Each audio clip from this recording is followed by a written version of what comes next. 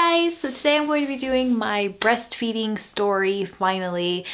We've officially cracked 3 months of breastfeeding, which I can't even tell you guys how grateful I am to be here and to have made it 3 months, because our journey is definitely a hard one. Like, we had a really hard time.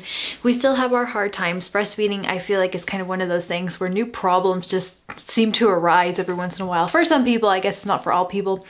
I really dreaded doing this update just because I feel like trying to put together all of the things that has happened to me and Olivia as far as our, hard times, our good times, our highs and our lows with breastfeeding.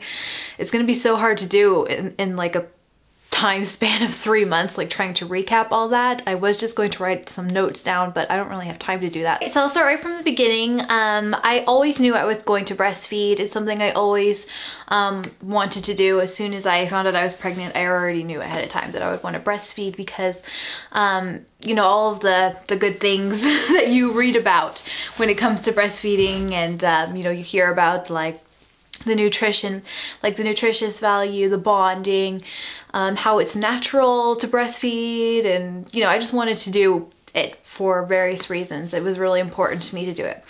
I did do quite a bit of research before, but it it didn't really help that much. I really feel like if you're someone like me who had a lot of breastfeeding struggles, because the baby because some babies are born with like a natural ability to do it. They're just like awesome feeders, and some are born with, it seems, not even the slightest clue how to do it. At least that's how Olivia has been. So you're gonna need help, like just reading books ahead of time. I mean, it's important to do that. Definitely do your research and know what to expect, but definitely if you're having difficulties, I think even if you're not having difficulties, it's a good idea to get some opinions about things. Like, even if you think everything's going well, you want to make sure with a professional. It's the best way to go. Okay, so for us, as a lot of you guys know, I had planned on breastfeeding Olivia basically right after birth. That was part of my birth plan, and we did actually get to do that. We had a really good birth, which I thought was great because I was like, hey, well, we had a really awesome birth, so that must mean breastfeeding should go fairly easy, because they say if you have kind of a good birth that it tends to be a little bit easier to nurse, particularly right after, because you can get a really good bond established with the baby, and the baby really needs to latch within the first couple hours or something like that. I think it's actually the first hour after they're born, just because they're the most alert then. So right after Olivia was born, she pretty much had like this really strong instinct to nurse. She had a really, really good and strong instinct. Like, I think it was within a couple minutes when I was holding her. If you watch my birth video, I think I may have even said like, whoa, she's looking for it. She actually kind of like jolts to the side, and she like tries to latch a little bit, but then she just kind of gets uninterested all of a sudden. And then right when my midwife's like, okay, well, the placenta came out, you can go relax on the bed now a little bit and bond with Olivia and stuff. So that's when we decided we were going to go ahead and try to establish it. And my midwife's assistant was helping me figure out how to get the nipple in her mouth. And I think it was really right then where I'm pretty sure my midwife and also the midwife assistant knew that I was going to have a difficult one. I didn't know that. I thought she was just like, having a hard time because she was excited, or I don't know. I just didn't think much of it, but my midwife was just kind of like, okay, yeah, this is gonna take a little while. And I think it took about 15 minutes to actually get Olivia to latch. She kept doing this thing, okay, so I had basically like my husband and my midwife were both helping me. Like, my husband was like, holding Olivia a little bit because I was kind of tired after just giving birth, to be quite honest. I was like so exhausted, and I was like expected, and I wanted to do it, but at the same time I was like so exhausted I didn't really want to do anything besides bond with Olivia. But there was kind of a lot of pressure on me, it seemed, to make sure that she like latched on. So I was just like, ugh. I went limp pretty much after that, and my husband was like holding Olivia a bit while my midwife was like pinching my nipple, like pinching the crap out of my nipple, by the way, just to make it a good shape for Olivia.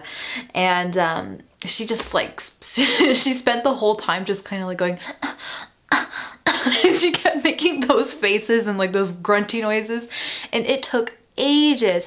And then finally, we were able to get her to latch, and she didn't stay on for very long, but we were just happy that we established something. And then a little bit later, we decided to try the other side so that she knows she has to do both sides. And then after that, I was basically sent home right away because everything was fine with me. I didn't have any tearing or anything, and the birth went really smoothly. So I went home and we continued to practice breastfeeding, and things were going really well the rest of that day. She was, you know, suckling every now and again. I pretty much had her in my boobs all the time. It seemed like when we got home, Olivia, she didn't sleep much. I kind of expected her to, like my midwife did too. She was like, they usually sleep, you know, anywhere from 4 to 5 hours after birth. They're usually pretty tired and stuff. And I was like, oh, that's good, because I'm tired too, because I hadn't slept in 2 days. And Olivia slept a whopping hour, I think, at the most. And during that time, I was just not even sleeping. I wasn't taking advantage of her sleep time because I was like on Facebook being like, oh, Olivia's here and stuff. And yeah, I spent like the whole hour, and I ate something too. And then I decided, right when I decided to rest, Olivia woke up and she wanted to nurse. Well, she wanted to try nursing. And then my midwife came by just to visit, to check to see how I was doing. And we were still having some issues. Like I still just wasn't getting the hang of I was still pretty tired, and I just wasn't really getting the hang of nursing then, like trying to find the right position. I was still kind of like in that phase where I was afraid to break Olivia. Like you don't really, like when you first have your first newborn baby, like they seem so small and fragile, but really babies are a lot more durable than you think. That's what my midwife kept telling me. I was like, I don't want to hurt her and stuff. And she's just like, no, you can be a little bit more firm. You don't have to worry about it. So I was still kind of in that phase. So the whole process was so awkward to me, and my milk hadn't come in, and just like, you know, I think it took like 4 days for my milk to come in. And my husband, I told him that milk doesn't come in for a few days, and he still kept like worrying. He's like, what if the milk doesn't come in? So he was kind of like stressing me out a little bit. And I knew for sure it was coming in, but I was just like, you need to calm down. Look, I told you, it says in the books that it takes a couple days, but he just kept worrying that it wasn't going to come.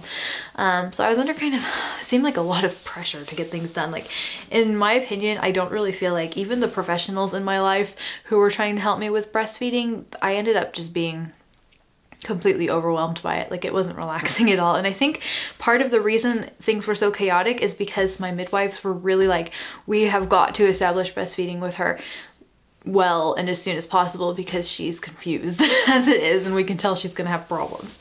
So the first night Olivia was with us, like, you know, the first night was really hard. We couldn't get her to latch all of a sudden, and we couldn't really call anybody, but she refused to latch like the whole night. She would just scream her head off. And so we basically thought, well, maybe she's just so tired and she just wants to soothe suck, and she's having a hard time with that. And then my husband thought, oh, he was getting so frustrated. He's like, he was tired too, because we both hadn't slept in a couple days. He's like, I'll just go buy a pacifier tomorrow. And so I'm like, okay. And I didn't know that you shouldn't introduce a pacifier within the first 3 weeks. I knew that babies could get nipple confusion, but I didn't know like when you were allowed to introduce pacifiers and bottles and all those things. So I was just like, yeah, okay, because I'm really tired, and she doesn't want me, so she must not be hungry, is what I was assuming. And then my midwife came the next day, and she had taken the pacifier. She was happy with it. My midwife came the next day and told me, she was like, oh no, you didn't give that to her, did you? And I was like, yeah, why? She's like, because some babies, especially in the beginning, have problems with pacifiers. And I was like, okay, yeah.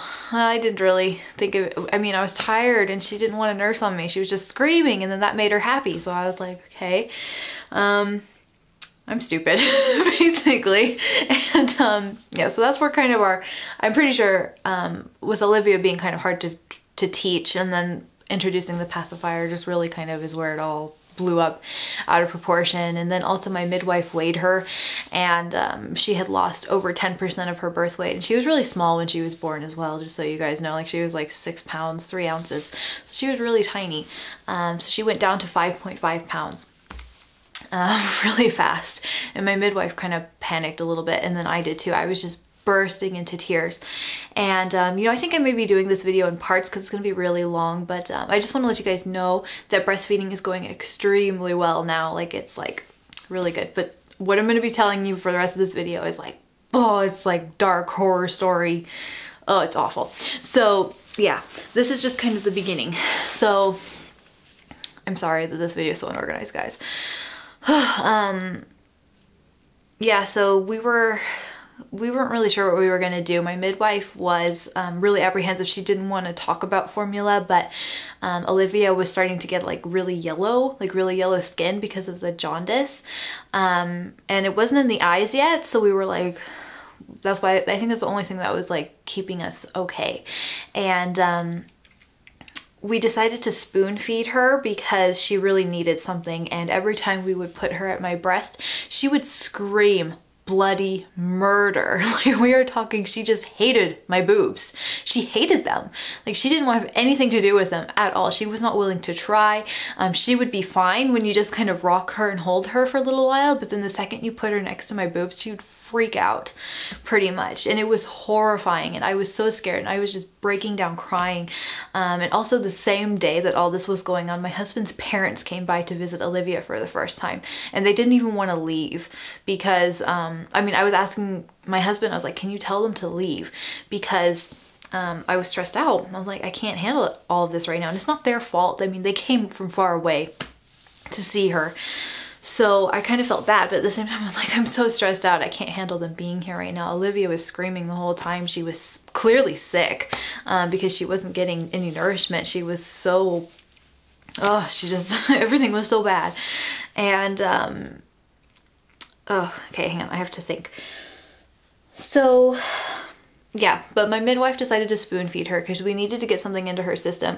She had even considered us trying formula, which I was not comfortable with at all. I was like, no, we're not gonna go that far unless it's really, really serious. She's like, no, I don't think it's that serious yet. But she's like, just in case, if she's not getting anything from you, you know, like in the evening or something, and I don't know, she just left us formula here, and I was just like, we're not using that.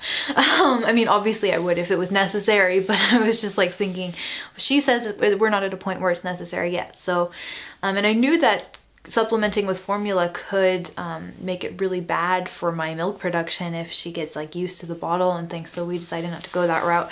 And we decided spoon feeding her. And at this point I was still making colostrum, but I was making a really great deal of it. And then we decided to go get a breast pump. The only reason we didn't try a breast pump first was because my midwife just figured there wouldn't be enough to, like, what was in there would get stuck in the tubes, basically. But I ended up producing quite a good amount of milk, and my midwife was really impressed with it, seeing that my nipples didn't even get that much stimulation over the course of that time. So we got quite a lot. And me and my husband basically spent the first week spoon feeding her. And at that point I got really frustrated, and so did my husband, because first of all, spoon feeding her took absolutely forever because I had to pump it. I can't tell you guys how depressing it is to sit at a breast pump when you're like a week postpartum and your baby is really not gaining weight very well. I mean, she started gaining weight pretty fast after we started spoon feeding her, but I guess it was just more of the feeling that your baby doesn't want you.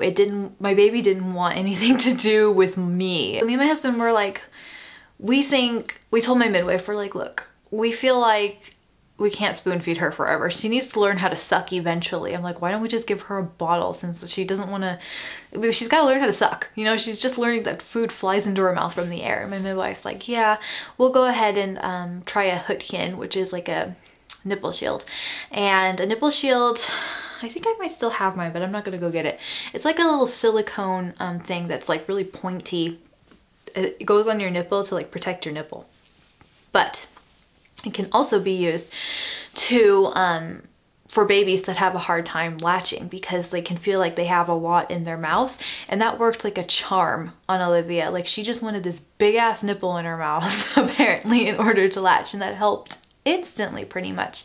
So we used the nipple shield for a while and everything was going really well. She was gaining weight really great and she was at my boobs and everything was going really well with the nipple shields. But then one day we decided we did not want to use the nipple shield anymore, and that is where I will go into part 2. There will be a part 2, and this is where things got rough again, is when we decided to wean her off of the nipple shield, because I have read that if you use only a nipple shield, this isn't the case for everybody, but your milk supply can go down because it's not direct stimulation. And also you know, I just wanted to breastfeed the natural way, really. It was just important to me to establish that. So yeah, that's the next challenge that I will be doing in part 2, which will probably be up not on Monday, but yeah, maybe Monday. I'm not really sure. It'll either be up sometime this week or Monday. So I hope you guys are looking forward to that part. I'm sorry to leave on such a sad note, but I just want to let you guys know that, again, breastfeeding is going so well now, and I'm so glad we made it to 3 months. All right, I'm gonna go and I'll talk to you guys in my next one.